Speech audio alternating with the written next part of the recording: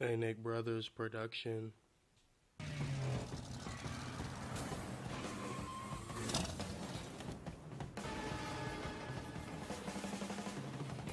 The automobile. It can outrun trains, make you look like a badass, and can even swim. And it's not surprising that its marriage with movies has been a celebrated one. With auto enthusiasts and film buffs alike taking part in all the action, there have been some creative takes on the modified cars from our favorite films. But behind the mass merchandising and real-life replicas, the car has played as big a role as the characters behind the wheel. As the car community's popularity exploded in size, the film industry took notice. From the dragsters that were featured in such classics as George Lucas's American Graffiti, to the muscle of the General Lee in Dukes of Hazzard, the automotive and film industry had found each other. When it comes to classics, we have to discuss the fastback Mustang in Steve McQueen's Bullitt. Frank Bullitt's car is a 1968 Ford Mustang 390 GT Fastback. As the 80s rolled around, we were introduced to the DeLorean. And as Doc pulled out of the car at Pine Hills Mall in Back to the Future, we were enamored with its stainless steel body, glowing flux capacitor, and futuristic gauges atop the dash. America was hooked.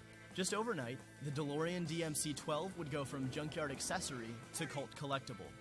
And what made the DeLorean from Back to the Future special were the modifications.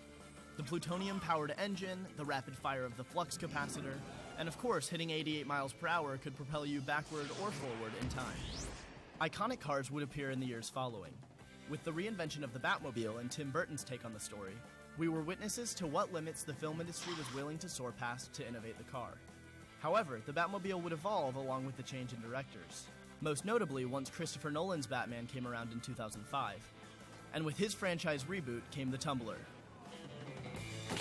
Not for the meek, the Tumbler featured a more fortified base, which boasted nearly 15 feet in length. Other features included a 500 horsepower engine, twin firing machine guns, and the option for the front wheels to be ejected to form the Bat Pod. To further show the depths car fans and film buffs would go to, a man recently manufactured a real-life replica of the Tumbler and has put it up for sale with a whopping price tag of $1 million. As far as auto innovations in movies go, the James Bond series has successfully rolled out a bevy of cars to go along with its collection of movies. From a car that can transform into a sub and fire underwater, to the Aston Martin DB5, the franchise has been a launching promotional pad for luxury automakers to debut and showcase new models. Bond. James Bond.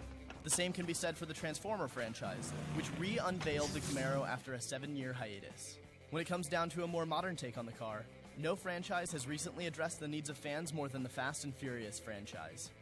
From the Mark IV Supra RZ Paul Walker drives in the first film, with an astounding twin-turbocharged 544 horsepower engine featuring NOS, to the Skyline GTR R34, which first makes its appearance in Too Fast, Too Furious. The Skyline makes subsequent returns in latter films as well, with Brian driving it in a race with Dom. The film franchise heavily rolled off the influence of imported cars. These tuners have had lots of success on screen because of the franchise's ability to appeal to a younger crop of car fanatics.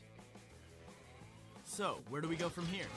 With the rapid advancement of technology in both the filmmaking and automotive industry, it will be interesting to see what the next big steps are for this.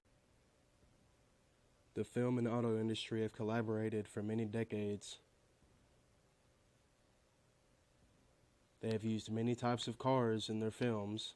They've showcased different brands, different cars, had some make their debuts, and much more. They have been used in all types of films in many different ways, whether it was from racing to transforming to doing all other sorts of things. How will they continue to collaborate in the future?